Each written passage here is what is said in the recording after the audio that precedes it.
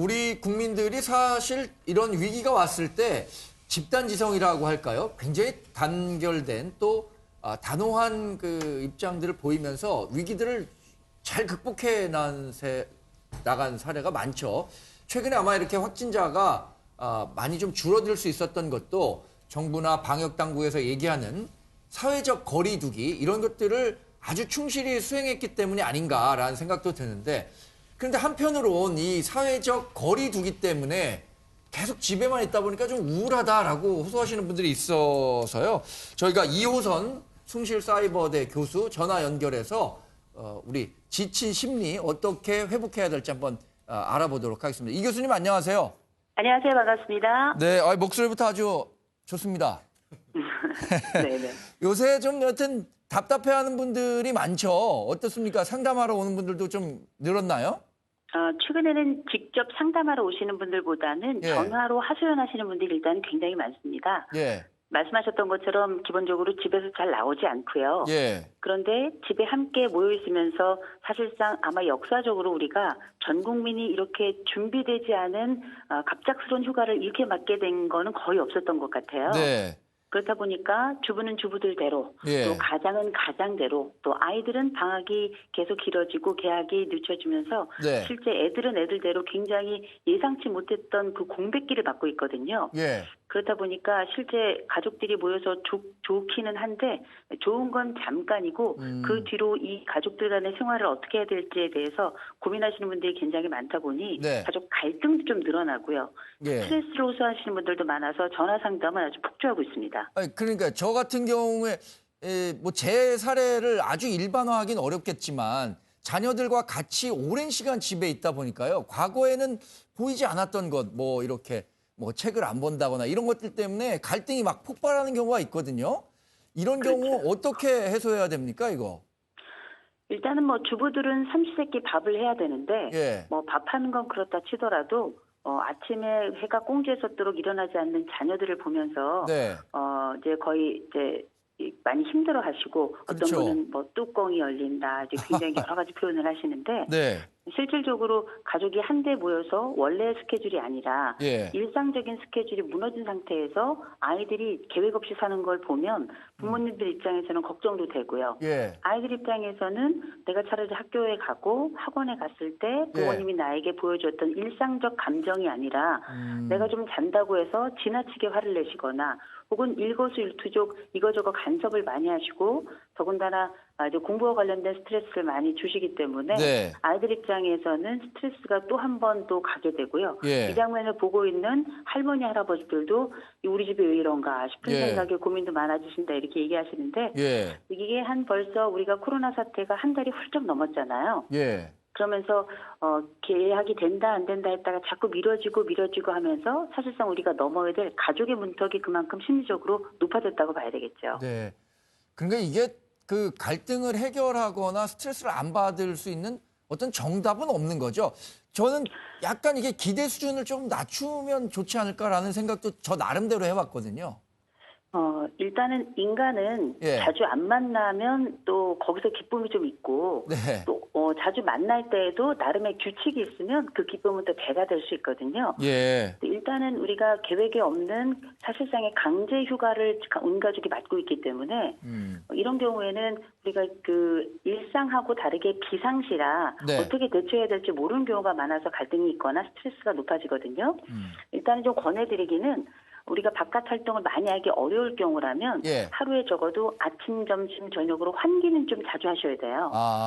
이 환기라고 하는 거는 단순히 공기를 교환하는 것뿐만 아니라 예. 정서적으로나 또 정신적으로 굉장히 중요한 마음의 상태를 결정하는 데 아주 중요한 역할을 하기 때문에 네. 환기는 꼭 자주 하시고요. 예. 그다음에 두 번째로는 우리가 이제 마스크 쓰고는 좀 가까운 데 정도는 이렇게 요새 다니고 있잖아요. 그렇죠. 그래서 다닐 수 있다면 서로 간에 집에 뭉쳐 있는 것이 아니라 네. 산책 겸 또 여러 가지 정신적 환경을 만들 겸 이렇게 산책의 수위를 조금 높여주시는 거 굉장히 중요할 것 같고요. 네.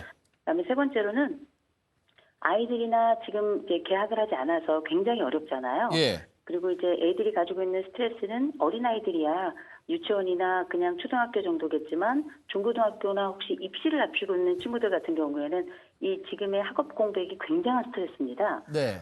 이런 스트레스들을 사실상 어떻게 컨트롤해야 될지 몰라서 아무것도 하지 않으면서도 걱정은 많아지는 이런 상황이 벌어지기 때문에 실제 부모님들 입장에서는 걱정이 많아지는 것뿐만 아니라 현실적으로 뭐 입시라든지 이런 복잡한 상황을 대처할 만한 능력이 사실 없거든요. 네. 그래서 이제 스트레스가 많아지긴 하는데 이렇게 학생이 있는 집에 부모님들 같은 경우에는 아이들이 집에서 학습할 수 있을 만한 일단 환경을 조금 만들어 주시는데 최근에는 이제 EBS와 같은 공적인 교육, 온라인 교육이 지금은 굉장히 또 잘 돼 있고 네. 이번에 보니까 코로나 관련해가지고 굉장히 긴급하게 또 학습에 대한 수위를 많이 높여놨더라고요. 이렇게 아이들과 함께 뭐 잔소리라기보다 함께 그 공간에서 학습할 수 있도록 제안을 해주시는 것도 좋을 것 같고요. 네. 부모님들은 집안에 너무 이렇게 계시면서 삼시세끼 다 애들 헤매기고 집에만 계시면 속이 터질 수 있습니다. 네. 그래서 이럴 때는 오히려 부모님들이 잠깐 이렇게 산책을 조금 자주 하시는 게 네. 아이들을 전적으로 쳐다보면서 애들과의 갈등을 고조시키는 것보다는 네. 훨씬 나을 거예요. 아이고. 예, 오늘 저 교수님 말씀 고맙습니다. 그대로 네, 한번 감사합니다. 저도 잘 실행해 보겠습니다. 네. 교수님, 이렇게 말씀하신 것처럼 우리가 너무 이 코로나19에 위축되고 두려움을 갖고 야외 활동 안 하는 것보다는 네. 밖에서 이렇게 어느 정도의 야외 활동을 하는 게 많이 도움이 될 것 같아요. 그러니까 이게 제가 이제 이 룰을 얘기를 해서 좀 그렇긴 한데 예. 그 바이러스 코로나가 예. 그 걸릴 수 있는 확률이 굉장히 높아지는 거는 2m 이내에서 15분간 지속적으로 마스크를 안 끼고 접촉을 하는 겁니다. 그러니까 반대로 얘기하면 마스크를 끼고 오래 접촉을 해도 사실은 어느 정도는 그 감소가 된다는 거고요. 네. 밖으로 거꾸로 얘기해서 밖에 나가서 2m 이상 주위에 사람이 없는 가운데 본인이 운동을 하거나 이럴 경우에는 걱정을 안 하셔도 된다. 그렇기 네. 때문에 주위에 산책로, 등산로 아니면 사람이 많지 않은 곳. 제가 어제 나가본 경우에는 사람이 많지 않은 곳이 굉장히 많습니다. 네. 초기에도 그렇고. 그래서 좀 밖에 나가서 시원한 곳이 오늘 제가 보기에는 미세먼지도 많지는 않은 것 같은데 예. 걷고 따뜻한 햇빛 하면서 오히려 그게 본인의 면역성을 기르고 기분을 이렇게 좋게 하는 게가 있기 때문에 네. 좀 너무 댁 안에서 있는 것도 뭐 그렇기 때문에 밖에 네. 나가서 좀 행동을 하시는 것도 오히려 이 코로나를 앞으로 장기적으로 될 수 있기 때문에 극복하는 좋은 네. 대안이 되지 않을까 싶습니다. 원래 이제 그 초중고학교의 개학 일시가 3월 23일로 한 차례 미뤄졌었는데 그렇습니다. 이거와 관련해서 추가 연기 가능성들이 제기되고 있는 것 같아요. 아직 확정되지 않았습니다. 네. 아마 교육당국이나 방역당국이 네. 이게 뭐 학업 밀수라든가 아니면 감염 속도라든가 이것들을 고려해서 결론을 내리게 될 텐데 네.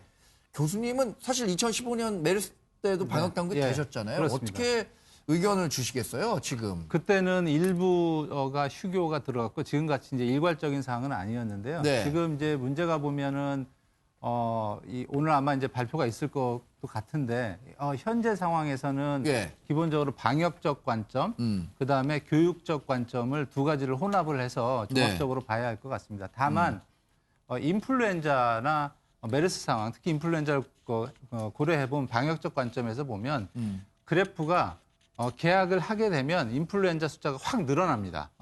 그거는 분명한 사실입니다. 혹시 이렇게 그 교실이라는 한정된 실내 공간에서 오랜 시간을 학생들이 있다 보면 그 당연한 게 이렇게 귀결될 수밖에 그렇습니다. 없겠군요. 인플루엔자 감시 체계를 동원해서 전체적인 1주차, 2주차, 3주차 그래프를 보게 되면 계약하게 되면 그거 왜 그럴까라고 그 그래프 올라간 걸 설명을 하면 학생들이 모여서 지속적으로 거의 4, 5시간 이상 있기 때문에 네네. 학생들 간에 바이러스가 교류가 되고 그 바이러스를 집에 가져와서 예. 부모님들이나 가족한테 감염을 시키면서 확산이 계속되고 그 가장은 또 회사에 나가서 또 확산이 되고 이런 구조가 있습니다.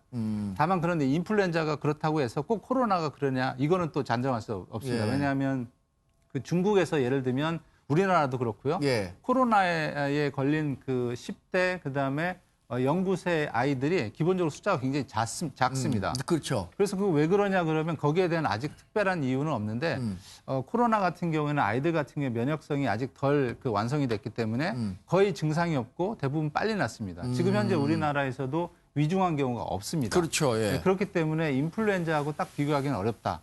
다만 이게 전 세계적인 상황으로 흐를 수 있기 때문에 네. 방역적 관점에서는 보수적으로 보게 되면 연기를 하는 게 맞다. 다만 이제 문제가 방역적 관점만 보기에는 어려운 게 이미 네. 지금 뭐 2주 이상 넘었고요.